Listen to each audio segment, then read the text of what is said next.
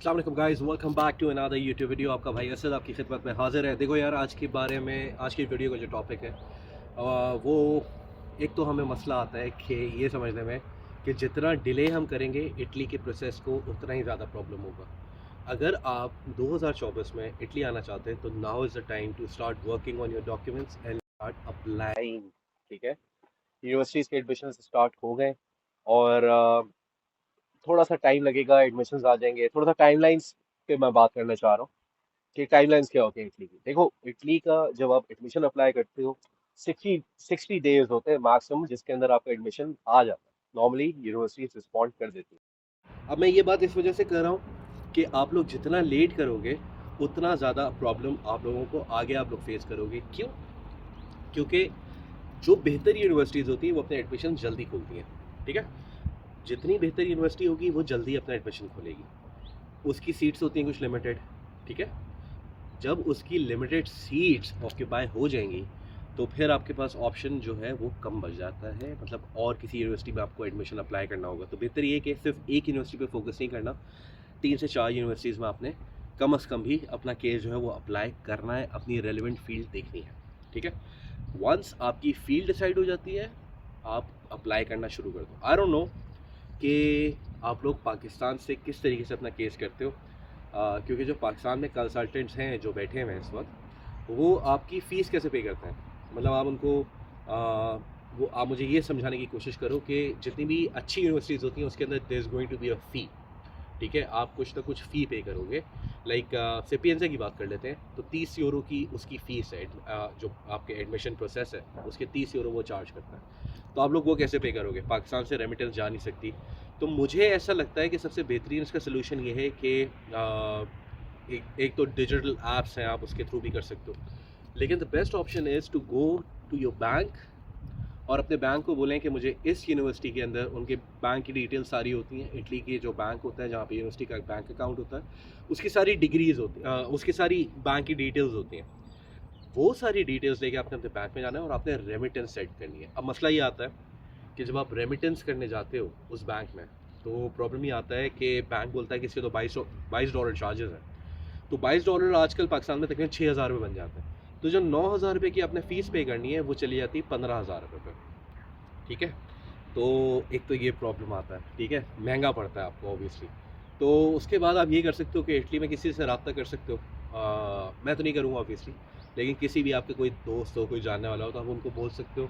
तो वो आपको आपके पे कर सकते हैं। उसके डेफिनेटली कुछ, जब आप पेमेंट करते हैं यहाँ पे तो उसके कुछ चार्जेस होते हैं। लाइक कुछ सर्विसेज हैं वो 5 यूरो चार्ज कर रही होती हैं। कुछ यूनिवर्सिटीज़ होती हैं जो, मतलब कुछ सर्विसेज ऐसी भी हैं जो 2 यूरो चार्ज करती हैं, 3 यूरो चार्ज करती हैं। तो इट डिपेंड्स। उसको छोड़ते हैं, आगे चलते हैं। तो जैसे एडमिशन हो गया हमारा, ठीक है, हमारा एडमिशन हमारे पास आ गया तो उसके बाद इनरोलमेंट की बारी आती है। फिर आपको अक्सर पिछले साल में ये केसेस भी देखे गए कि आप लोगों ने कोर्स तो सिलेक्ट कर लिया, ठीक है, उसको इनरोल नहीं किया अपने आप को। तो जब आपने इनरोल नहीं किया, आगे का प्रोसेस आप कैसे करोगे? अब इनरोलमेंट की भी कुछ टाइमलाइंस होती हैं। इटली के अंदर सबसे बेहतरीन जो चीज़, अगर आपने सक्सेस लेनी है इटली में पढ़ने के लिए, आपने टाइमलाइंस को बहुत ज़्यादा प्रायोरिटाइज करके रखना है। Like admission, then enrolment and then comes the scholarship.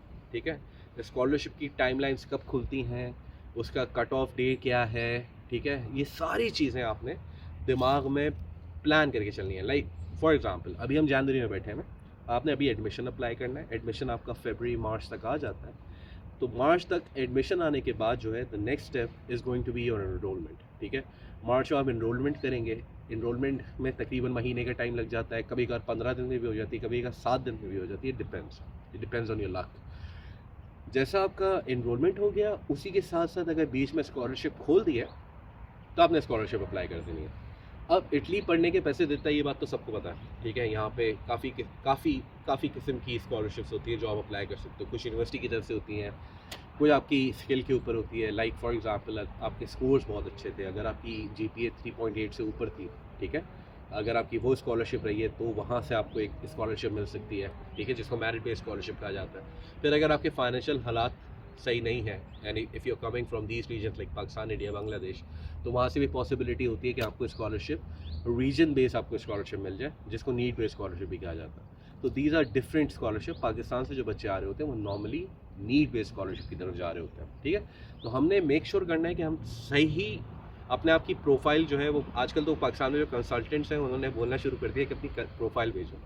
मतलब this is something which we introduce in September, लेकिन अब मुझे अच्छा लगता है कि लोग जो है प्रोफाइल कर रहे होते हैं कि मेरी प्रोफाइल ये है, इसका वीज़ा अगर हमारा रिजेक्ट हुआ तो उसकी प्रोफाइल ये थी। तो ये भी आजकल एक नई चीज़ आई, वहाँ बोला अच्छा लगता है, समझ रहे हो?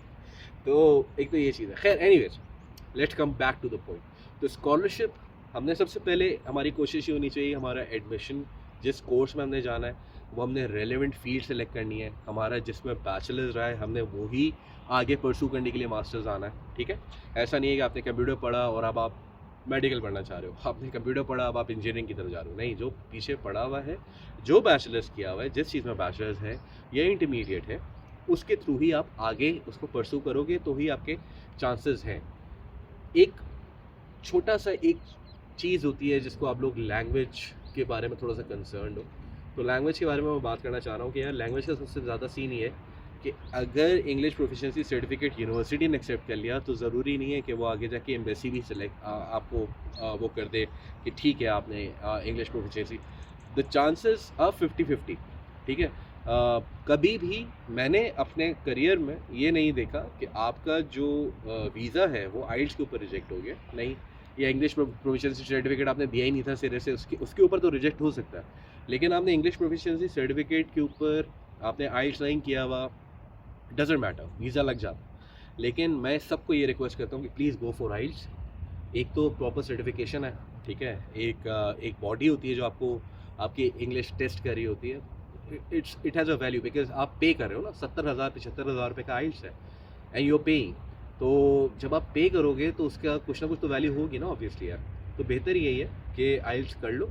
आइल्स कर लोगे तो थोड़ी सी प्रोफाइल बेहतर हो जाएगी और चांसेस थोड़े से बढ़ जाते हैं। ये कुछ ऐसे पॉइंट्स हैं जिनको हमने मिस नहीं करना, जिनको हमने स्किप नहीं करना, and we have to make sure कि टाइमलाइंस हमारी सही रहे। अगर आपकी टाइमलाइन सही रहती हैं, अगर आप इटली आने की कोशिश कर रहे हैं तो now is the time to start your process, ठीक है। बैचलर्स करना है, मास्टर्स करना है, पीएचडी करना है, एमबीबीएस करना है, ठीक है, कुछ भी पढ़ना है ना, ये टाइम है अप्लाई करने का। इससे ज़्यादा लेट करोगे, फेब में जाओगे, चलो फेब तक भी कर लो, मार्च में जाओगे, उसके बाद फिर अपॉइंटमेंट्स डिले के इशूज़ आना शुरू हो जाएंगे। कराची सेंस से तो प्रॉब्लम नहीं आता, असल प्रॉब्लम हमारा पंजाब साइड से आता है एम्बेसी की तरफ से, और बेहतर यही है कि जितना जल्दी उतना बेहतर, ठीक है।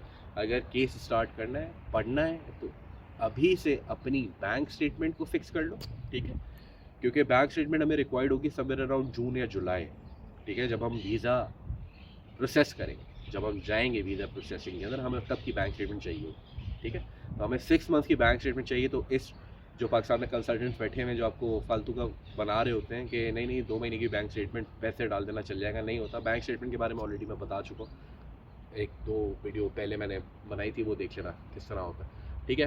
तो guys, now is the time to avail the Italian student visa. Now is the time to start working on your profile. Now is the time to start everything, ठीक है। अगर इटली आना है, पढ़ना है, तो अभी से काम करना पड़ेगा। डिले करोगे आप ही का मसला, आप ही का लॉस है, ठीक है, मैंने बता दिया, ठीक है। सो गाइस, अपना ख्याल रखना, मिलते हैं नेक्स्ट वीडियो में। चाओ।